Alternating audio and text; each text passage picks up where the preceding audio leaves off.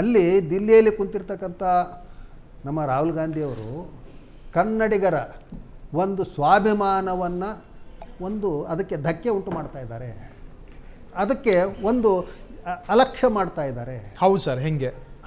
ಯಾಕೆ ಅಂತ ಹೇಳಿದರೆ ಪದೇ ಪದೇ ಹೋಗಿ ಇವರು ಮಂಡೆ ಊರಬೇಕಲ್ಲಿ. ಸಿದ್ದರಾಮಯ್ಯನವರು, ಇವರು ಯಾರು DK ಶಿವಕುಮಾರ್ ಅವರು ಅಲ್ಲಿ ಮಂಡೆ ಊರಿ ತಮ್ಮ ಲಿಸ್ಟ್ಗಳನ್ನು ಕೊಡಬೇಕು. ಆಯಿತು ನೋಡೋಣ ಅಂತೇಳಿ. ಇಲ್ಲ ನಾನು ಏನಪ್ಪ ಅಂದ್ರೆ ಒಂದು ಫಾರಿನ್ ಟ್ರಿಪ್ ಹೋಗ್ತೀನಿ ನಾನು ಅಂತೇಳಿ ಫಾರಿನ್ ಟ್ರಿಪ್ಗೆ ಹೋದರು. ಏನು ಅನ್ನನ ಒಂದು ಸುಡು, ಏನೋ ಅಲ್ಲಿ ಇಂಪಾರ್ಟೆಂಟ್ ಇತ್ತು ಅಂತಂತಲ್ಲ, 20-25 ದಿವಸ ಏನಂತೇಳಿದ್ರೆ ಫಾರಿನ್ ಟ್ರಿಪ್ಪು. ಅದಕ್ಕಾಗಿಲ್ಲ ಫಾರಿನ್ನಲ್ಲಿದ್ದಾರೆ ನಮ್ಮ ಇವರು ಅಂಥೇಳಿ, ಏನು ನಮ್ಮ ಹೈಕಮಾಂಡ್ ಅಲ್ಲಿದೆ, ಯಾವ ದೇಶದಲ್ಲಿದೆ ಅಂತೇಳಿ ಹುಡುಕ್ತಾ ಇರ್ತಿದ್ರು. ಅದು ಎಲ್ಲೆಲ್ಲೂ ಆ ಗ್ರಹಗಳ ಮೇಲೆ ಓಡಾಡ್ತಾ ಇರ್ತಿತ್ತು ಹೈಕಮಾಂಡು. ಅಂದ್ರೆ ಇಲ್ಲೇ ಸೋನಿಯಾ ಗಾಂಧಿ ಅವರು ಇದ್ದರು, ಯಾರು ಮಲ್ಲಿಕಾರ್ಜುನ್ ಖರ್ಗೆ ಅವರು ಇದ್ದರು. ಕೂತ್ಕೊಂಡು ಬಗೆಹರಿಸ್ಲಿಕ್ಕೆ ಆಗ್ತಿರ್ಲಿಲ್ವಾ? ಸಾಧ್ಯ ಇತ್ತು, ಬೇಕಾದಂಗಿತ್ತು.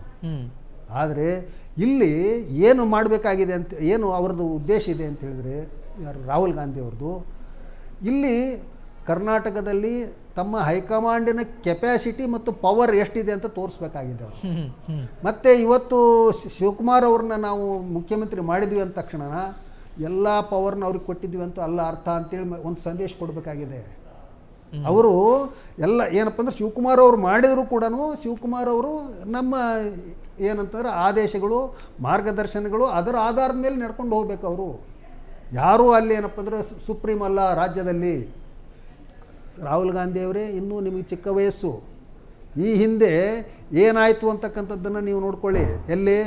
ದಕ್ಷಿಣ ಭಾರತದಲ್ಲಿ, ಆಂಧ್ರ ಪ್ರದೇಶದಲ್ಲಿ ಏನಾಯಿತು ಅಂತ ಹೇಳಿದರೆ ಲಕೋಟೆ ರಾಜಕಾರಣ ಬಂತು. ಲಕೋಟೆ ರಾಜಕಾರಣ, ಲಕೋಟೆ ರಾಜಕಾರಣ ಅಂತ ಕರಿತೀವಿ ನಾವು ಮಾಧ್ಯಮದಲ್ಲಿ. ಏನಂತ ಹೇಳಿದರೆ ಯಾರು ನಾಳೆ CM ಆಗ್ತಾರೆ ಅಂತಕ್ಕಂಥದ್ದು ಫ್ಲೈಟ್ನಲ್ಲಿ ಒಂದು ಲಕೋಟೆ ಬರ್ತಿತ್ತು ಅವ್ರ ಹೆಸರಿನಲ್ಲಿ, ಮುಚ್ಚಿದ ಲಕೋಟೆ. ಲಕೋಟೆಯಲ್ಲಿ ಇವ್ರ ಹೆಸರು ಬಂತು, ಇವರೇ CM, ಮತ್ತೆ ಚೇಂಜು, ಮತ್ತೆ ಇಲ್ಲಿ ಹೆಸರು ಬಂತು, ಇದು ಚೇಂಜು. ಅದು ಎಲ್ಲೋ ಜಾತ್ರೆಯಲ್ಲಿ ಸಂತೆಯಲ್ಲಿ ಗಿಳಿ ಅವರು ಶಾಸ್ತ್ರ ಹೇಳೋರು ಇಟ್ಕೊಂಡು ಕೂತಿರ್ತಾರೆ, ಯಾರು ಹೆಸರು ಬರುತ್ತೆ, ಏನು ಗ್ರಹಗತಿ ಬರುತ್ತೆ ಅಂತ. ಆ ಥರದಲ್ಲಿ ಆಗೋಗ್ಬಿಡ್ತು. ಇಡೀ ಆಂಧ್ರ ಪ್ರದೇಶದ ಜನರ ಆತ್ಮಸಾಕ್ಷಿಗೆ ಒಂಥರ ಅವ್ರ ಸ್ವಾಭಿಮಾನಕ್ಕೆ ಪೆಟ್ಟು ಬಿತ್ತು. ಹಾಗಾಗಿ ಇಡೀ ಕಾಂಗ್ರೆಸ್ಸನ್ನು ರಿಜೆಕ್ಟ್ ಮಾಡಿದರು ಅವರು. ತೆಲುಗು ದೇಶಮನ್ನಂತಂದ್ರು ಅವರು.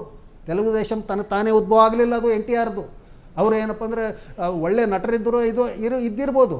ಆದರೆ ಇವರ ಒಂದು ಸ್ವಯಂಕೃತ ಅಪರಾಧ ಏನಿತ್ತು ಕಾಂಗ್ರೆಸ್ಸಿಂದು, ಹೈಕಮಾಂಡದ್ದು ಏನಂತ ಹೇಳಿದ್ರಪ್ಪ ಅಂದ್ರೆ ಅತಿಯಾದ ಒಂದು ಸರ್ವಾಧಿಕಾರ, ಆ ಧೋರಣೆಯನ್ನು ಆಂಧ್ರದ ಜನತೆ ತಿರಸ್ಕಾರ ಮಾಡಿದರು.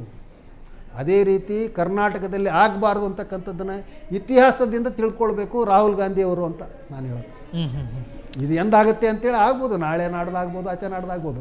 ಆದರೆ ಅದರ ಹಿಂದಿನ ರಾಜಕೀಯ ಒಂದು ವಿಶ್ಲೇಷಣೆ ಮಾಡಲಿಕ್ಕೆ ನನಗೊಂದು ಇದೊಂದು ಅವಕಾಶ ಇದೆ.